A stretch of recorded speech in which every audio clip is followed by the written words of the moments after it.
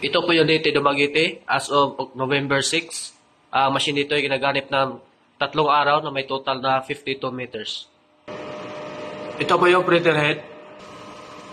Ang capping, head clean,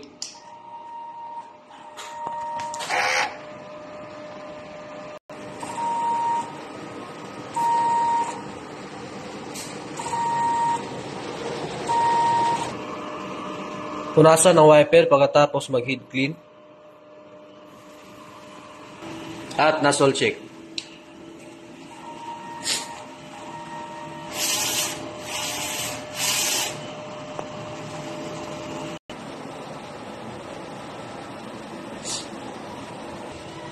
Ito na po yung ink tank system. Yung ink po natin is sakto lang.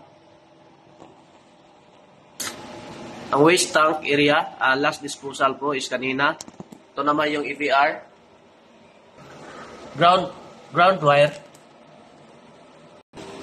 Ito naman po yung daily output record na may total na 52 meters.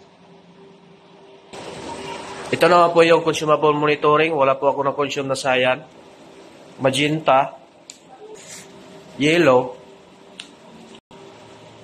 at black. Sa DTF white ink naman po, isa po yung na-consume ko. Sa powder, isa rin. At sa DTF film naman ay isa rin. Ito naman ang printer daily checklist. Dito naman yung stock ko na CMYK, white, used ink. Ito naman yung stock ko na powder, white ink, at media.